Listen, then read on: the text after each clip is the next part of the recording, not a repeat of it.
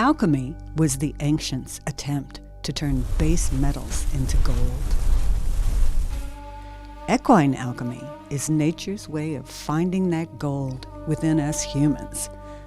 We could all use a dose of horse wisdom, and this podcast is all about horses and what they can teach us to help us to discover and navigate our lives from that gold deep within us. I'm Lisa Morrell, founder of Equine Alchemy, and I welcome you with all of my heart. Let's see what horse wisdom has for us today.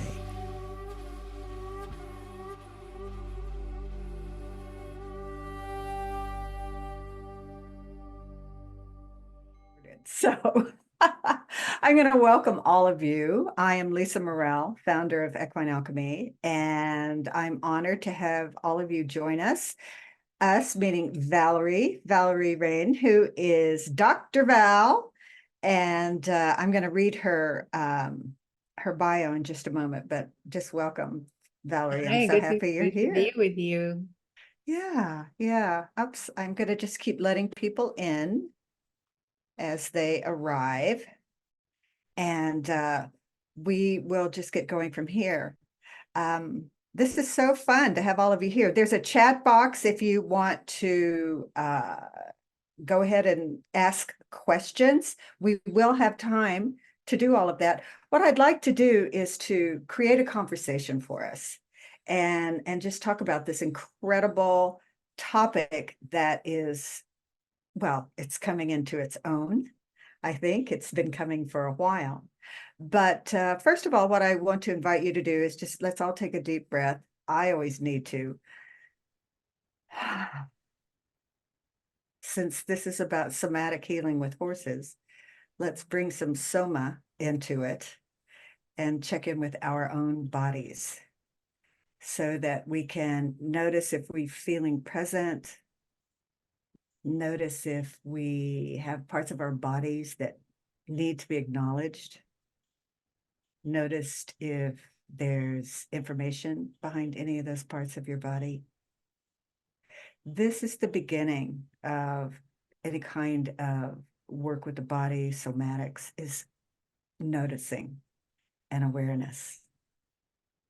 So I invite you all to check in with yourself throughout to see if there's something that you are feeling as a result of what we're talking about, or there's a question that you feel that you need to have some information on, because we have such a wonderful guest here. Again, I'm doing it all. Yay! Okay, so let me introduce Dr. Val. I always call you Valerie, so this is fun for me to call you Dr. Val. It's All right. still my name, and Yes, I it love is. All right. Dr. Val is a psychologist who has discovered something called patriarchy stress disorder, PSD, and created the only science-backed system for helping women achieve their ultimate success, happiness, and fulfillment by healing this intergenerational trauma of oppression. That is a lot. We're going to talk about what all of that means. Valerie holds an EDM in psychological counseling from Columbia University and a PhD in psychology from the Institute of Transpersonal Psychology. Her best-selling book, I don't know why I'm having such a hard time with this, Patriarchy, Stress Disorder, The Invisible Barrier to Women's Happiness and Fulfillment. I'm going to say that all over again. And I want to make sure that everybody gets in. Okay, her best-selling book, Patriarchy, Stress Disorder, The Invisible Inner Barrier to Women's Happiness and Fulfillment, has been heralded by reviewers as, quote, the most important body of literary work of our modern times, end of quote. I love that. And, quote, perhaps the most important book of the century for women. And I am thrilled about that. And Valerie's mission is creating a thriving world by helping people heal with something she and Jeffrey, her partner, have developed called the Thriving Method. And so we're going to get to hear a lot about that as we go forward. And yeah, Yeah, welcome to you all, those of you who have just joined us as well. So I think what I'd like to do is start by saying the whole point of doing this is because Valerie and I worked together. She came to some of my workshops. She was working with Linda Kohanov, and the whole horse thing just came to you, right? Yes, And horses came to me. how did were you aware initially how much this work had to do with the body? Gosh, you know what I discovered in the process of this work?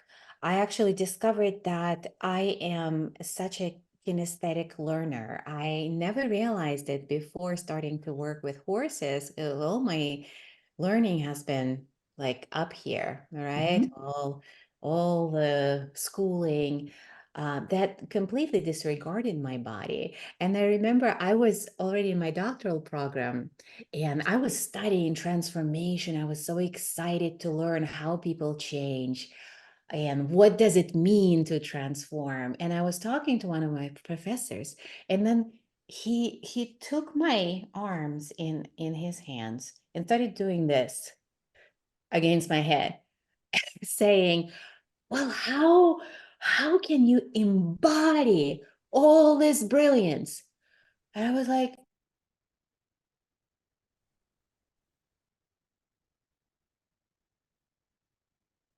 "Oh, what happened?" I don't know. Oh I yeah. don't know. Okay, but now Okay, so you're sometimes, okay. So he's doing this. yeah, yeah, yeah, and say, how can you embody all this brilliance? I have no idea what embody means, and I certainly don't know how, but I have a hunch this is not it. This is just not it. And it and then it was years until I discovered, and there were different rabbit holes that I stumbled into.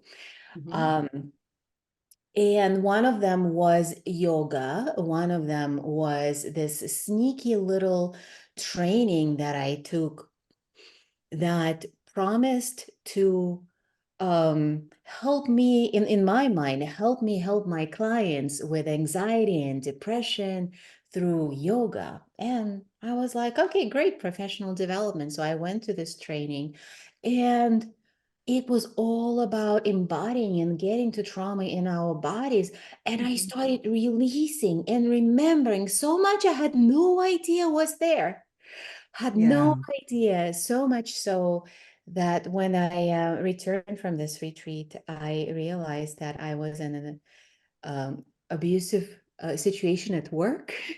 And I actually left and started my own business. So it was very pivotal.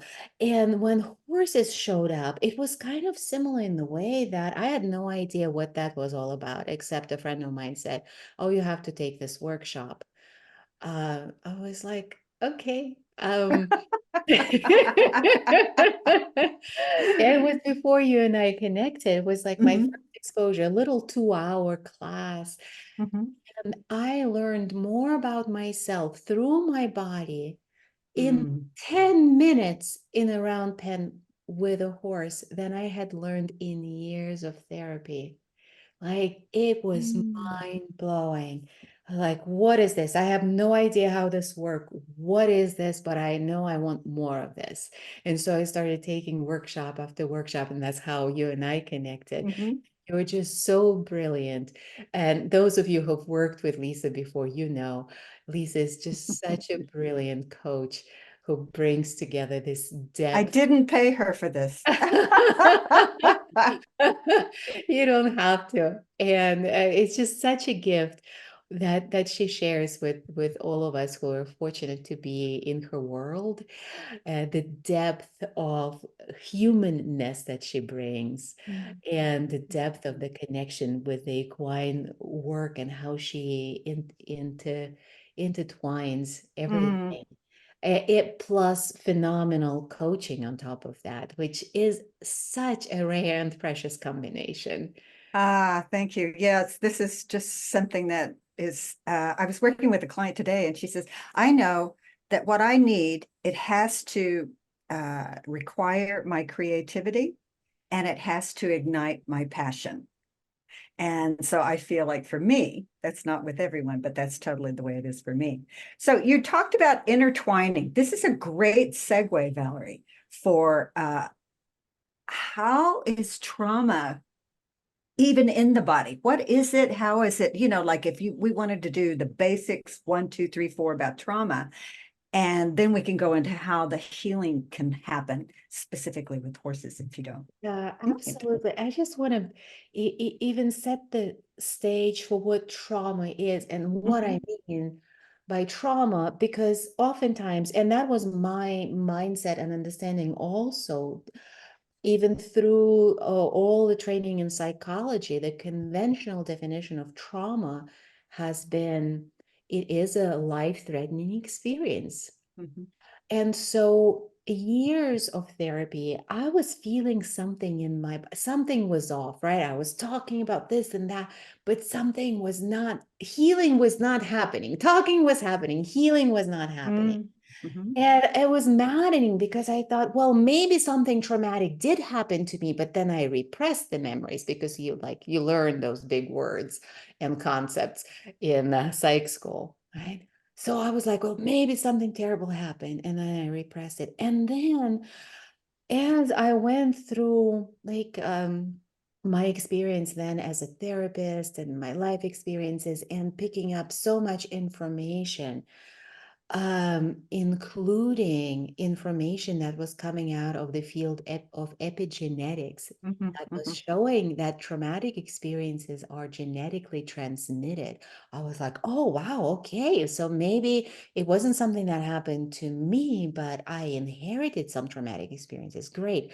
And then the field kept on evolving and showing that trauma has many, many expressions, many, many faces. It's not always a life-threatening experiences mhm, because those they now distinguish between the capital T trauma, which is a life-threatening experience, and lowercase, like little mhm, t trauma, which is anything that mhm, made you feel unsafe and recorded as a traumatic experience. So something overwhelmed your capacity to be with the experience in mhm, the mhm. moment. The intensity of it was greater than your ability to be with it. And so oftentimes traumas happen in childhood because our capacity is not that tremendous. Exactly. There was And something that was interesting that I read just after the pandemic. Um, I don't know, a year after it was officially over. And they were talking about that people were running around with this trauma, but they were not admitting it or acknowledging it because it wasn't the big T. Oh, yeah, absolutely. And there's collective trauma that you're now Mhm. bringing up. We all experience the collective trauma of the pandemic. Right. Um, And women, that's the yeah, great way to go into how absolutely. we got in line for this particular trauma, the matriarchal line. Oh, yeah. Well, during the pandemic, so much of intergenerational trauma got activated because so many women were thrust in situations that we just had to be in taking care of our parents, taking care of our children, taking care of our teams, whatever, an elderly neighbor. We were just in a position that women had been in for generations and generations, and Mhm. not always by choice. And so the pandemic oftentimes took the element of choice away from us. And we don't even often realize, I don't know, maybe you did. I didn't until I was like thick in it, how much intergenerational memories and even soul memories, for those Mhm. of you with whom that frame resonates, of other experiences where we didn't have a choice and where we were overwhelmed by what was happening in the world that was outside of our control. So many Mhm. of generations before us have gone through pandemics that they didn't have the medication for, they didn't know if they and their loved ones were going to live or die, wars, all kinds of deeply traumatic experiences that actually got activated in Mhm, us in this day and age. mhm, And so the trauma of the pandemic has been multi-layered. Yes, there was the experiences that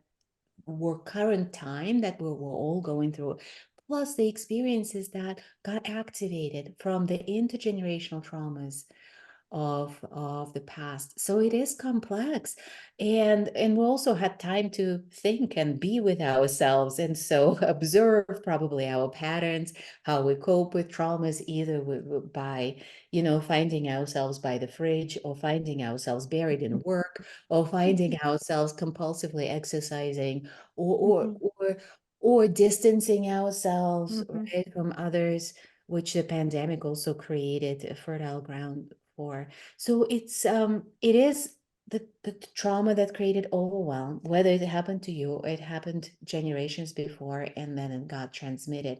But it is by the coping mechanisms that we actually recognize, oh, there must be trauma there because I have very specific ways that, I begin to cope with something around this particular topic. mhm. And I think it's important for people to understand, and I want you to say more about this coping mechanism. This is what you need to do as an individual to handle what is happening, either to you or what is coming up within you. So it's not good or bad. That's too simplistic. It is very much just what you're capable of doing. And so, how do they even? I'm just always struck by this. Where is this trauma in the body? I mean, Mm. how does it, like, all of a sudden we're saying, oh my God, I'm sitting in front of Netflix again, Right? just one after the other after the other. What happened right before I had to do that? And Yeah, where did it come from? exactly. It's such a great question. So, th- as you said early in the call, it starts by noticing, right? We start Mhm, by noticing something. And so this is an absolutely brilliant question to keep asking ourselves. And every time you'll get a different answer. mhm, Like, what was happening just before, right? Let's rewind just mhm. before I clicked that next episode or the third or the fourth, right? What was happening? What was happening before I found myself at 11 p.m. with a big spoon and a carton of Haagen-Dazs by that freezer, right? That wasn't a Mhm, plan, but something happened. And like you said, Lisa, I fully agree. It's not good or bad. It's adaptive. It's what you feel you need to do with to cope mhm, at that moment. So it's not about shaming yourself or blaming mhm, yourself. I can't believe I wasted a whole night watching Netflix and now I'm exhausted and blah, blah, blah. Or I can't believe, I'm off the wagon, whatever the wagon is in your life. mhm. Right, right. Yeah. It is something that occurred. And so that observational skill, and I want to connect it with the gift of working with horses that actually helps us hone that, the observational skill of how we notice what is actually happening in the body. We may not even have a story for it. We may not have Mhm, words for it, but we will notice that all of a sudden, oh, I'm feeling kind of tense in my chest. I'm kind of holding my breath. I am I'm feeling all of a sudden, just like I had this conversation, and all of a sudden my energy is drained. I am tired.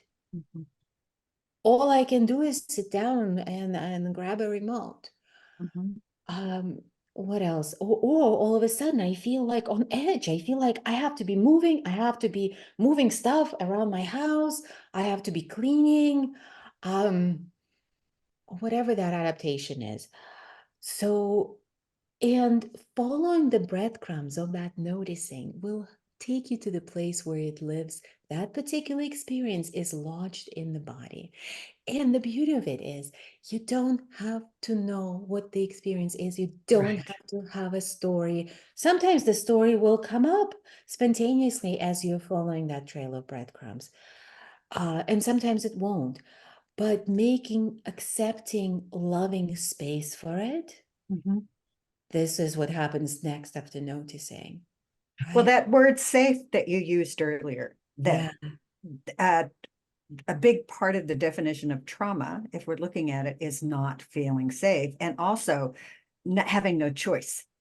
Yes. Like you were talking about in the pandemic with my own trauma, felt feeling trapped and unsafe. And Yes. they, my therapist said, that's it. That's the definition of your trauma. So Yeah.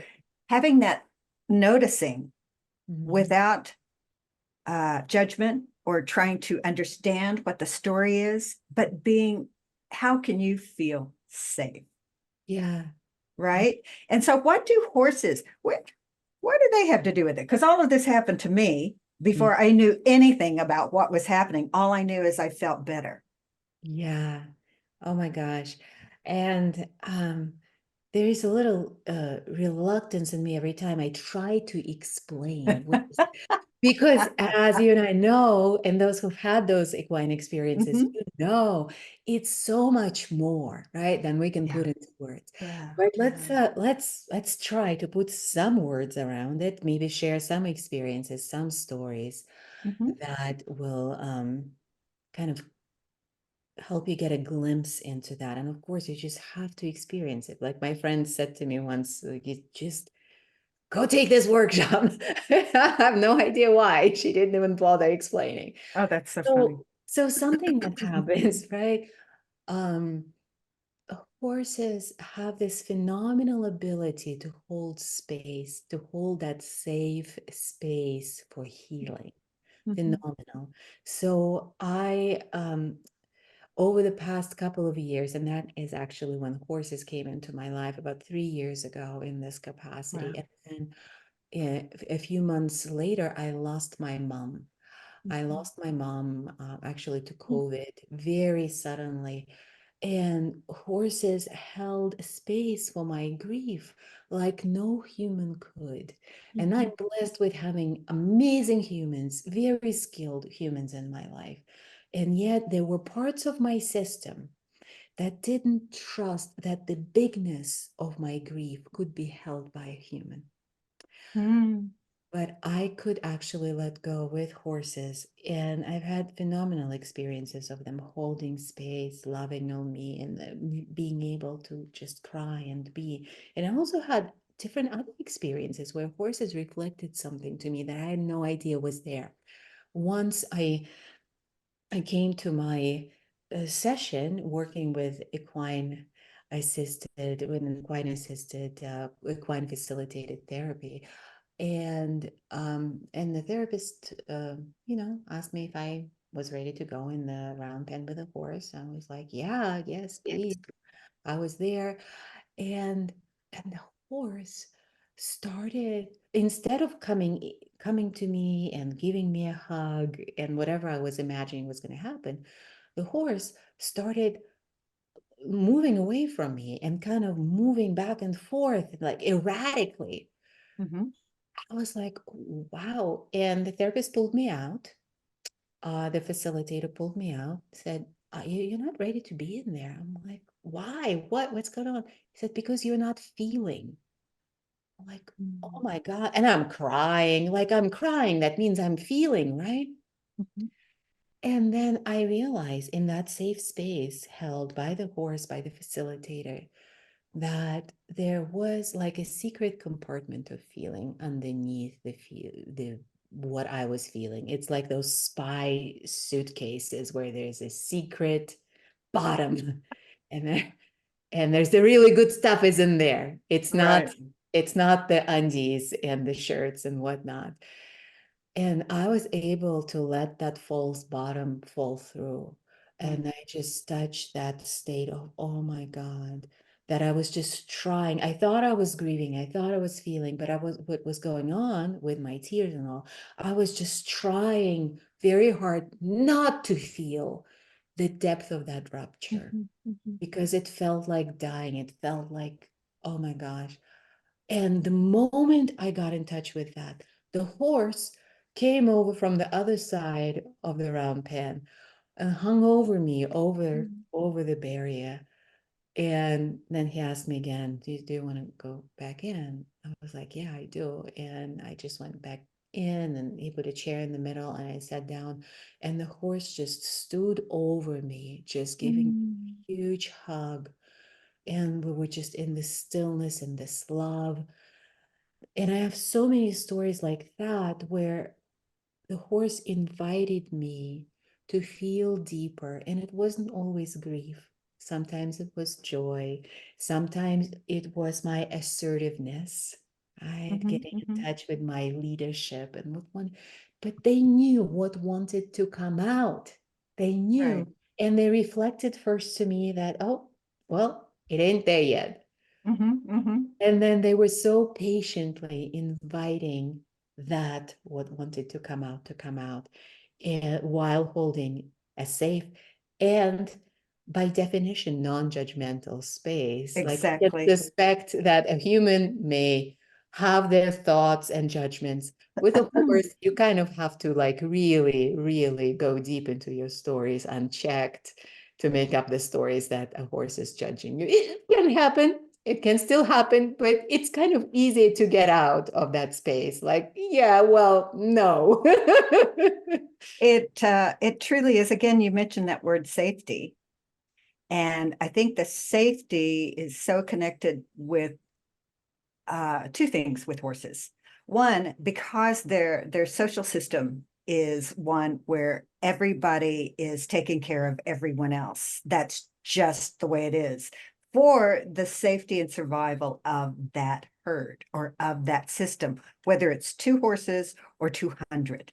Their whole way of being is for the greater good of all concerned for survival, which is actually quite different than human societies often practice. Not always, but it is often, for certainly the way I grew up. And so that safety is just inherent in them. So instead of having this up and down, up and down, up and down, we're happy, we're sad, we're happy, we're sad. They like it to be kind of like this, when you see the horses out in the field and you don't think they're doing anything. They're maintaining that homeostasis. They're maintaining that entrainment with each other to make sure, very aware to make sure that everything is okay. So I feel that safety is very important. And also, I mean, that societal way they exist is very important, but also you said non-judgment. There are no stories. There could be trauma inside of them that they react to the same way as with us, but there are no stories up here. We're really dealing with the body. And I think they know how to do that. And they are such incredible. They just do it anyway. They're not trying to teach us. We can learn that from them.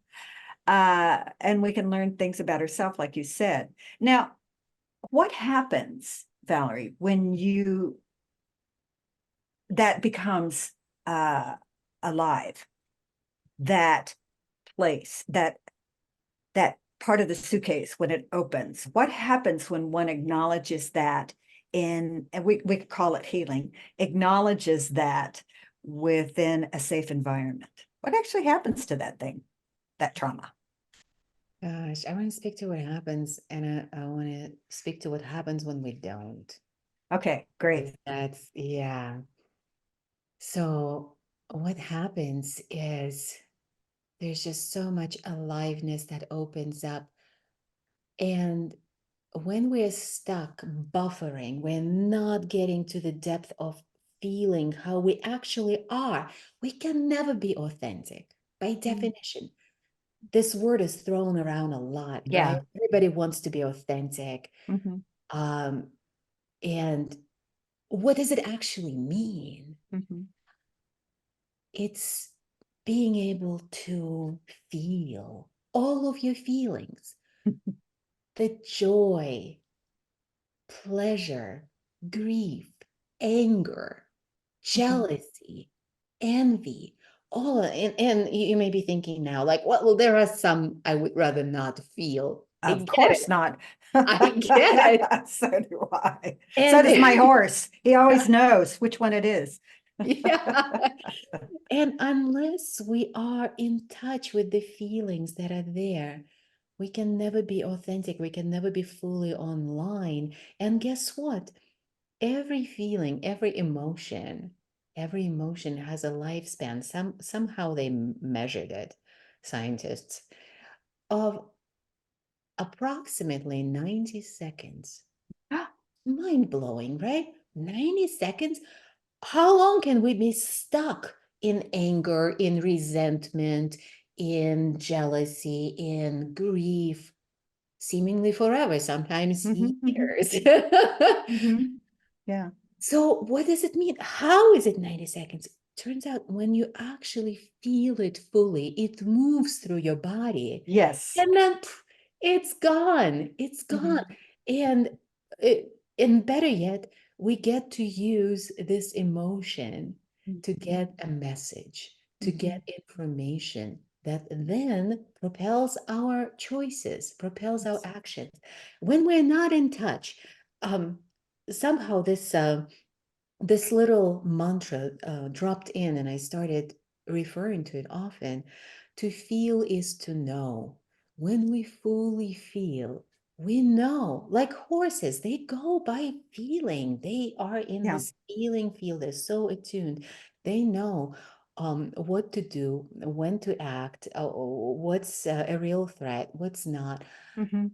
And for us, when we are not fully in touch with our feeling, we can get stuck in confusion, in anxiety. There is that effect of disconnection. We're disconnected from the fullness of our being. And as a Yes. result, we cannot fully connect with others. Mm. And oftentimes we're longing for that connection. We're like, oh, I wish, right? I Mhm. wish somebody would fully see me. Well, how is that going to happen if we're not fully seeing ourselves? And again, it's not our fault Yeah. because those parts of us, they're hidden there, protected by all these protective mechanisms because they Mhm. experienced pain before, pain, trauma.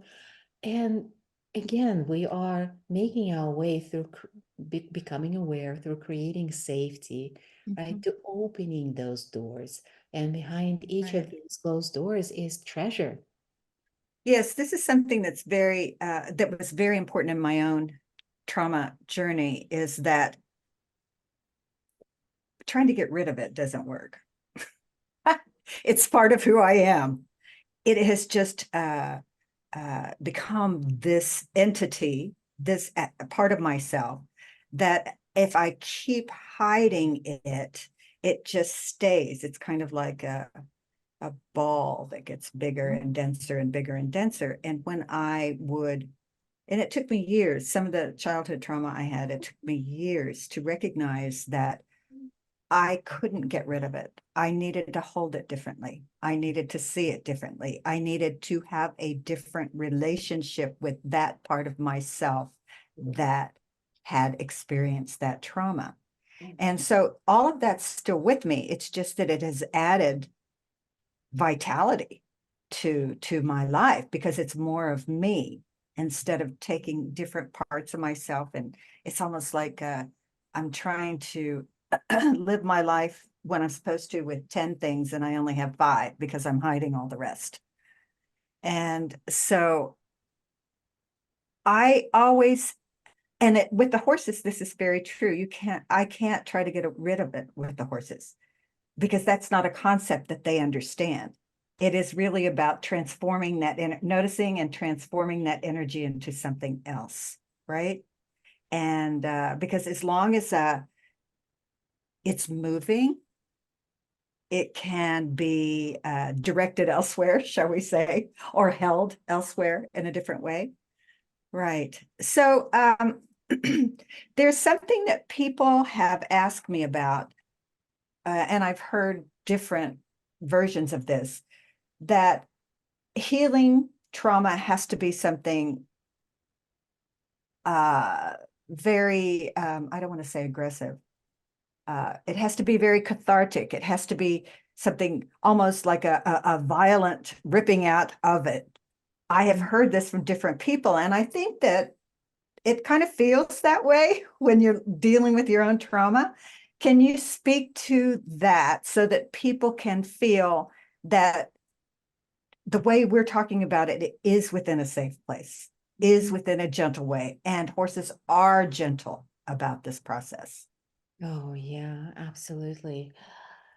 Um, from what we understand about trauma, right, in the Mm-hmm, field that works with trauma through the mm-hmm, body mm-hmm, somatically, there is an understanding that it's very important to heal within capacity. Remember, trauma is what happens when something, the experience, overwhelms your capacity mm-hmm, to mm-hmm, cope with it.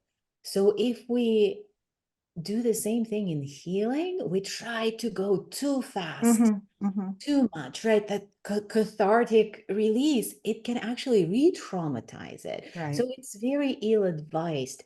There are some principles in somatic trauma healing work that talk about titration. It's a Mm-hmm, chemistry term, mm-hmm, but what it mm-hmm. means basically when you're mixing Baby two, steps, baby yeah, steps. when you're mixing two reactants, Yeah, they can explode right. unless you do it one drop at a time, Mm-hmm, safely. And that's how we approach. I know that's how you work, Lisa. That's certainly how horses approach anything. They're yeah. not gonna insist when you digging in or even telling your stories. I feel there's also, this is kind of a different side of that. There is something that happens when, let's say, if you've been in therapy, maybe even with different therapists, and you've told that story so many times, there's not even emotional charge to it anymore. You're just like Mm-mm, mechanically telling the story again. You're not even feeling anything. It's kind of the opposite side of this mm-hmm, same coin. Um, and then healing really doesn't happen. And it doesn't happen through talking anyway. mm-mm, It's just not enough because it lives in the body. It needs to, mm-hmm, energy needs to be touched in a safe way, baby steps, just enough, just mm-hmm, enough. And then this layer gets released, it gets mm-hmm. transmuted. And then when you're ready, there's going to be another layer, right? So Yeah. it's not like you're stuck in the same place. Yeah, trauma is complex, um, and there are many layers, and we approach them with this respect of your capacity Yes. always. Yeah. And if we trust the horses, they will do that as well. Yes. So I know that a lot of people, certainly who are watching this replay or are here with us live, would like to know, okay, so now we notice it, now we feel it. What are some ways for us to, if we're at capacity with it, like, oh Mhm. my God, this is as far as I can go. What are some ways that we can support ourselves to continue noticing without scaring the bejesus out of us and going beyond capacity? Great. Well, first of all, I assume that you're not by yourself doing that because like we can't really Mm, operate on ourselves, mhm, right? We can certainly do some things. mhm, There are some practices to like keep on cultivating your capacity. There are some practices to touch something and release. However, to go deeper, you do need to be held. We all need that. I mhm, absolutely need that to held by another skilled human, to held by a horse, or better yet, by all of the above. Like mhm, it's just a magical combination, right? There's just so much magic that happens in that holding. Your capacity increases manifold, first of all, when you're mhm. held by the field of another human and another horse, whose capacity is tremendous, huge. Right. Hmm. So when they say I've got your back, they really do. Yeah, They're really talking about holding that space. absolutely. And there are those, if you are on your own and something is triggering this, you may be aware, oh no, I'm going to get triggered, or it just may come suddenly. That's what your coping mechanisms are Mhm. for that moment. If you can possibly, if you can't get to that beautiful person that's going to hold you, or in a workshop, or get your therapist on the line, know that it's okay. Go eat some ice cream. You'll be fine. Let's, Yeah, I mean, I always, never knock coping mechanisms. mm-mm, And there are other mechanisms that you can start developing. So when you're mhm. already triggered, that's not the time to be developing them. Start No. developing them when you are feeling pretty good and safe. And so one of them, I'm going to share with you really quickly, Yeah. super easy. Connect with your environment, connect with your body through five senses. Go through your Mhm. five senses, literally, and register what you're looking at. And don't just be like randomly moving your eyes around. You can focus on just one thing, Mhm. just one thing. You can look at your own, the palm of your hand. You can look at something in nature. Just register what you're seeing, register what you're hearing. Right. So you're becoming present, right? Yeah, Is that what you're saying? register, yeah, what you're smelling, tasting. Mhm. And finally, touch is actually super cool in this context also, because not only it helps you come into the present moment, it helps you release oxytocin because your Uh-huh. system does not distinguish between a loving touch from another and your own loving touch. So just keep on Mm. caressing, right? Caress Okay. your own skin. And then little by little, you start feeling, oh, Yeah, this yeah, is yeah. shifting. And oxytocin, of course, is a hormone of safety, belonging, connection. Which It's so horses experience all the time. all That's the what time. part of their entire society is based upon. Mm. Recognizing when one doesn't have enough, or one needs it, because it's always bi-directional and reciprocal. And oh, I love that. That feels so good. I was with my horse the other day, just grooming him, and and he got so relaxed, and we were both just swimming in oxytocin that he literally just fell asleep standing. Uh-huh. It was just, Yes. So I was like, happy. okay, I'm gonna go Then now. And I yeah, could barely move. I was so right. deep in oxytocin too. I was just like swimming through It's the that pasture back home. it's such a meditative state. It's one of my favorite things. I agree. Well, so I do want to take a couple of questions, open this up for questions. So anybody who would like can unmute themselves and ask Dr. Val anything, or you can certainly ask me. So I'll leave that open. In the meantime, I want to remind everyone that Dr. Val is going to be joining us for Equine Alchemy's winter retreat. That retreat is from the 18th to the 22nd of March. It's here in Arizona, Patagonia. And we are so happy to work on this trauma healing and somatics. I mean, that is in fact what we've probably been doing. I've been doing this for 15 years.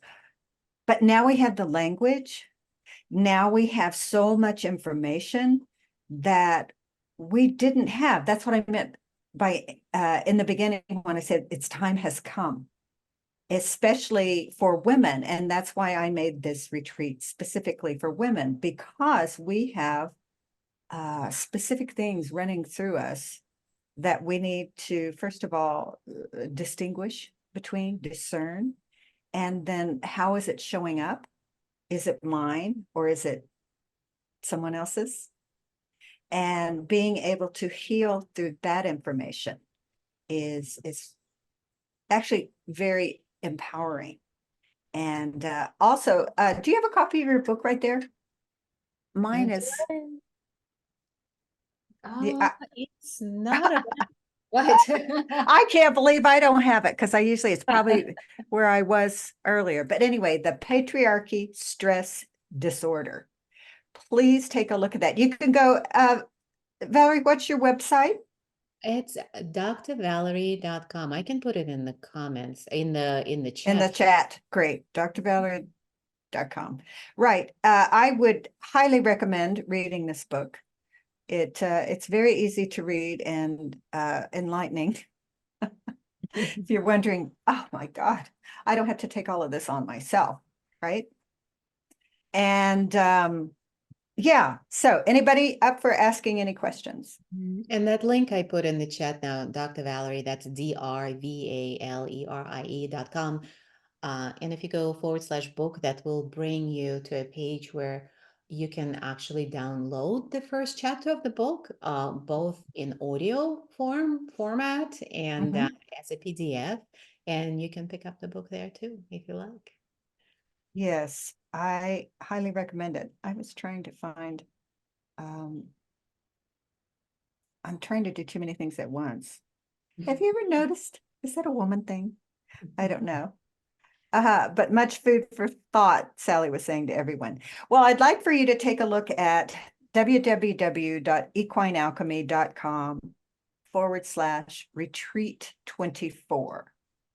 And you can read some more about Valerie. You'll read more about what we're going to be doing. And again, you can always reach out to both of us to ask questions to find out more from, thank you, dear, to find out more about this incredibly, I just think it's so important. It was so important to me. When I first came into contact with horses, I didn't know what happened, just similar to what you said, Valerie. And then it took me a long time to recognize that it was about finding safety within, which is the name of the retreat. But it was about self-regulation, which is the ability to make yourself safe, which is where trauma comes from, because you cannot make yourself safe. And that regulation, self-regulation is often, well, why don't you talk about the critical role of something else to co-regulate so that you can learn how to do that? Because that's what the horses played for me. Oh, yeah, absolutely. And this is how we develop self-regulation as infants. Um, Or not. ideally, Yeah. yes, or not. Ideally. Ideally, right? Mhm. We would be with another warm, loving, caring mammal Mhm. body, Mhm. right? Developing that co-regulation. They, and of course, it doesn't always happen like that.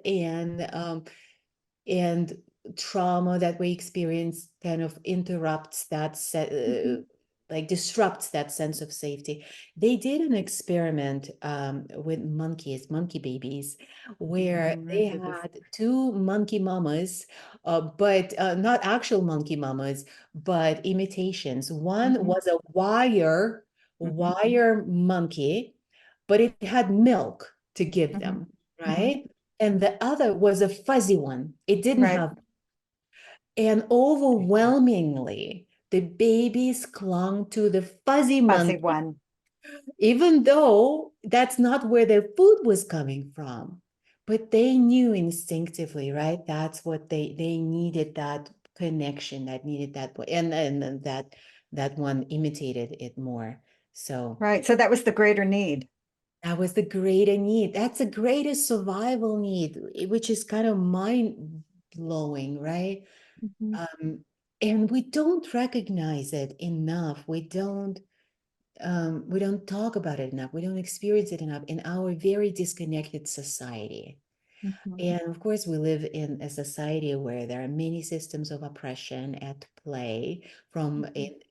species, industrialism, patriarchy, racism. They're all interpenetrating. But what they all have in common is that they benefit from disconnecting humans from their whole humanity, from their embodied humanity, because Mhm. that's how humans can be manipulated. It can be compelled to do shit that's not good for them, right? Exactly. Ultimately. And so for us to reclaim our freedom, our full humanity, we need to reclaim our full embodiment as well. Yes. Yes. And I just can't say enough about Dr. Bell's book, because it really did help me understand some stuff that I had read about, a little about mitochondria here, hear about epigenetics here, hear about And then it was also put together so nicely. So I Mhm. am so honored that you came to play with me tonight. It's my And pleasure. yeah, I always love hearing you and seeing you. And for all of you who were able to join us here live tonight, I'm very honored that you took your precious time to come and join us. And for those of you who are watching this, please reach out to us if you have questions. And yeah, so unless anybody has anything else to say, do you have anything in conclusion, Dr. Val? Oh my gosh, I just wish I could share this experience with everyone, right? Just like Hmm. I had no idea 3 years ago. Hmm. Like I always liked horses, right? Who doesn't? But I had no idea what was available through these experiences. And if, Hmm. and quite frankly, if somebody tried to explain it to me, I would have said, that just sounds Because too, you can't talk about it. yeah. It's like an oxymoron to talk about experiential learning or to talk about somatic learning. But Yeah. we try.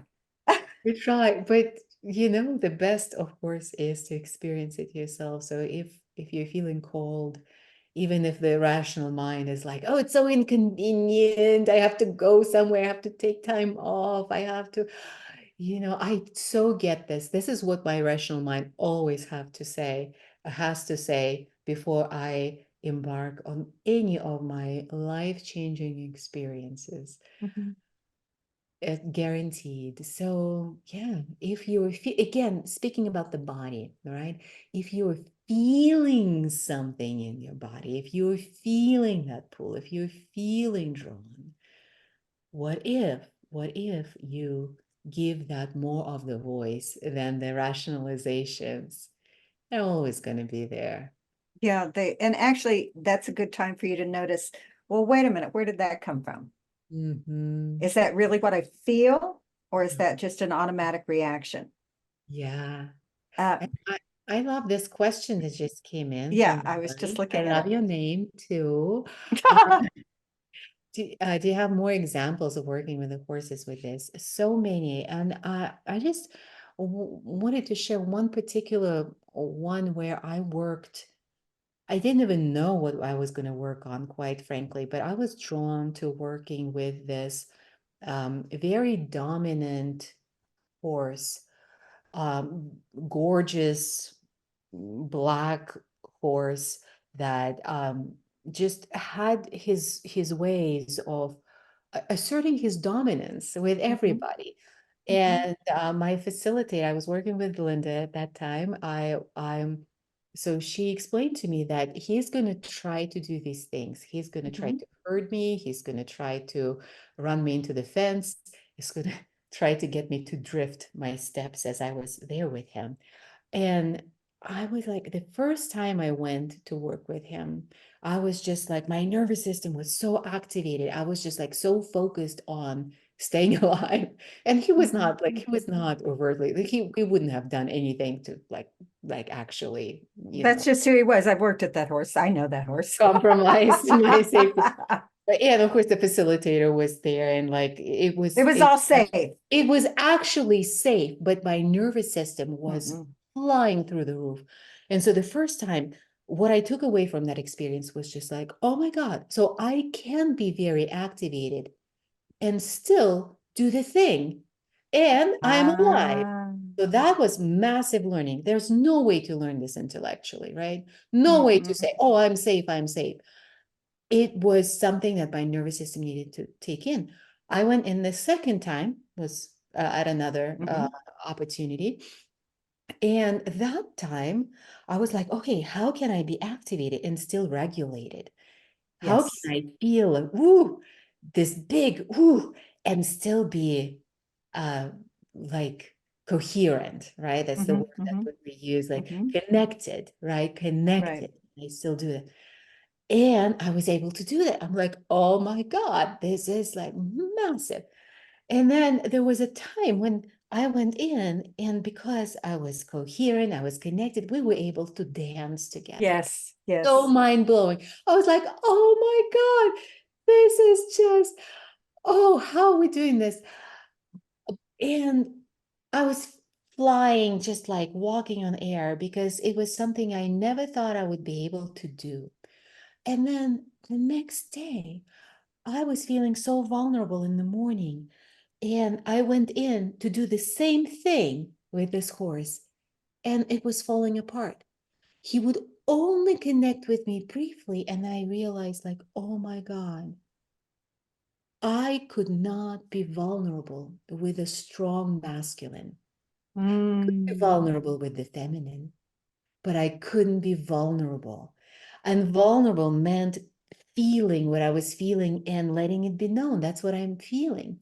And he was showing me that those brief moments when I would drop in and feel, he's He like, was I'm there. right there with you. Yeah. I'm connected with you. He would follow me. He would be with me. And then I would like, oh no, that's so much. I would disconnect. And so my next task became, how can I feel it all? How can I feel and be authentic in my vulnerability? The With franchise this, passport, my FTD account registration. Excuse me. We have a look.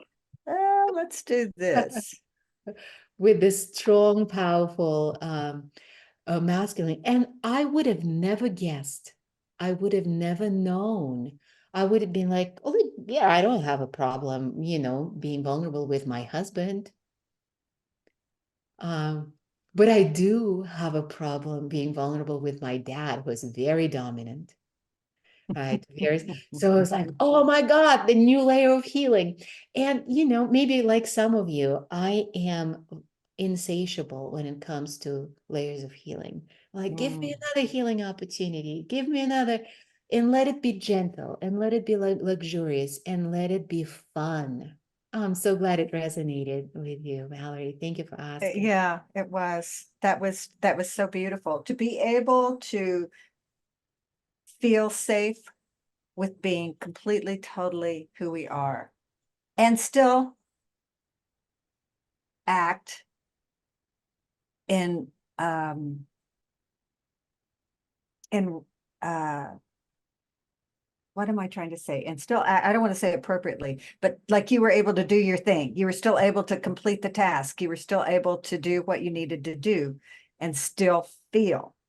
So that's, I think, uh, that's an amazing learning. Really Mm. beautiful.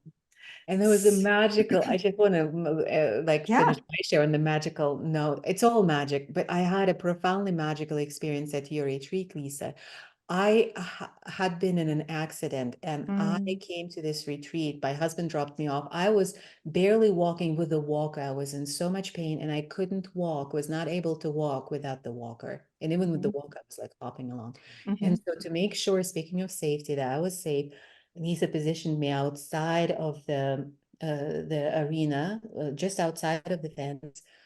And I was like, will I be able to participate in the experience? How is it going to be? And so I just trusted I was there.